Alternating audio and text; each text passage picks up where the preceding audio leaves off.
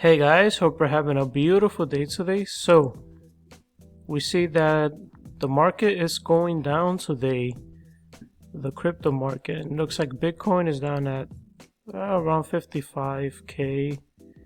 It might be possible that people might be taking profits, but I'm wondering if it's possible that maybe something happened with Tether. Maybe they were ordered to stop printing, and this is what's causing the market to go down. I don't know. There hasn't been any news from my understanding from the Tether case, which I find to be extremely weird. So again guys, I am not a financial advisor, but be very careful if you're still holding, Ethereum, Bitcoin, any of this crypto, except for XRP, because we know XRP is the one and only, the chosen child. Look at that, XRP was one of the only coins that was up today. I know we got Cardano going up now, and yeah, basically Cardano, but other than that, earlier today XRP was the only one that was green. Everything else was red. It's crazy. But what happened with the Ripple versus SEC Pretrial case? That already finished. The pretrial was today in the morning. I believe it was at 10 a.m. Eastern time, and I was listening to it. It was very interesting. You have both sides. You have Ripple lawyers and you have the SEC lawyers presenting their case. You got the SEC's presenting their case on why XRP is a security, and then you have the Ripple lawyers saying XRP is not a security and why they think it's not a security. And when I was listening to this case, to every single lawyer, I'm like, man, I think it might be just me, but I feel like the SEC lawyers are not motivated enough to actually win this case. You know what I'm trying to say? It's like they were kind of forced into this case, and they're like, all right, let's just work with what we have, like this is the cards we were dealt. Let's just try to do our best with what we have. But in the Ripple side, their lawyers are on point. And I'm not saying this because I hold XRP or anything. I'm saying this because it's the truth. Like, that's what, for me, that's just how it sounded like. It sounded like Ripple lawyers were on point, explaining very well why XRP is not a security. And one of the key statements is when they say, other countries like the UK, Japan, already declare XRP to be a currency. So I think right there it was like, how is the SEC going to win this case? I find it to be very difficult, but yeah, the SEC lawyers, they were not too motivated, from my opinion. One thing that I hated was that there were a lot of people interrupting the lawyers when they were speaking, especially when the Ripple lawyers were speaking. I didn't like that too much. I'm like, why are they interrupting? Let the man speak. Let him express himself. Let him talk. And then they had, that I guess the judge had to keep telling them, hey, go back a couple sentences and explain again, and telling people to mute their microphones. You guys could check it out. And on YouTube, I think Legal Briefs channel said that people are not supposed to post it, but it's on YouTube, so maybe you could check out the pre-trial before they take it down. I don't know. But yeah, this Ripple versus SEC case, for me, in my opinion, everybody looks like Ripple's gonna win, just on the way that the lawyers are speaking and presenting their cases.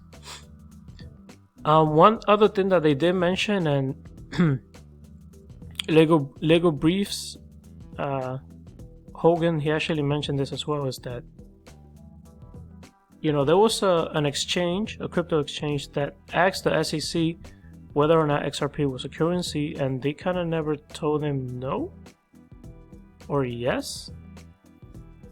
They were just kind of quiet about it. So that exchange eventually started trading XRP, and Ripple has that information. They got that proof. So how is the SEC gonna fight that?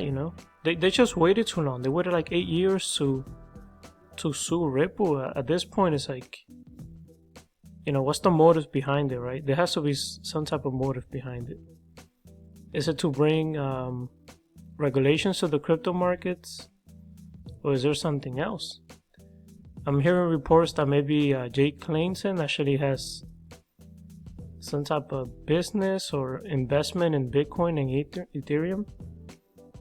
But I don't know how true that is. But yeah, there has to definitely be something else, and I think that's what the Ripple lawyers are trying to get to, or at the very least, trying just to make sure that XRP is declared to be a non-security or a currency. Alright guys, that's it for this video. If you like the content, please like, share, and subscribe, and let me know what you guys think in the comment section below. Do you agree? Do you disagree? Do you think that the SEC has a strong case? You know, let me know in the comment section below, because I really feel like they're not trying their best to actually win this case, right? It feels very like they're just not motivated at all, in my opinion. It's weird. One last thing before I end this video is that Ripple took out a statement today. So there's a 22nd, right? Yes, they did. And in the statement, they basically said that MoneyGram, you know, we're still partnered with MoneyGram, and MoneyGram did took out a statement on December 23rd. The Ripple versus SEC case started on December 22nd. Right, so a day after, MoneyGram said, hey, you know what, we just kind of lay low. We're gonna lay low and just see how this Ripple versus SEC case ends. But other than that, we're just gonna stop using, you know, on-demand liquidity, ODL, and see how this goes. And then Ripple released a statement today, February 22nd, saying that they're still partners, and this is not only MoneyGram doing it. We know many institutions out there, many financial institutions, many banks are just kind of waiting for this case to be over, right? For this Ripple versus SEC case to be over.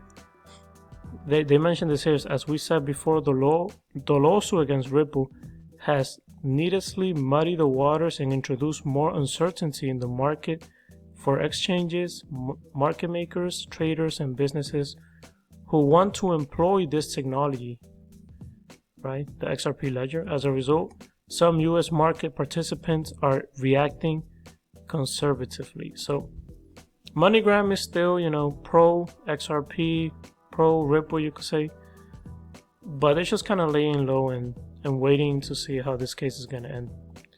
Alright guys, that's it for this video. Thank you so much for watching. Stay safe out there, guys. Peace. XRP versus itself. Ripple is a private company. We have our shareholders. It's you can't trade Ripple shares, so to speak. XRP, you know, look, we pay attention over the long haul. I tell the employees I don't think about it on 3 days or 3 weeks or 3 months. You know, taking advantage of what digital assets can do to make transactions more efficient, I think, is a journey we'll be on for a decade or two.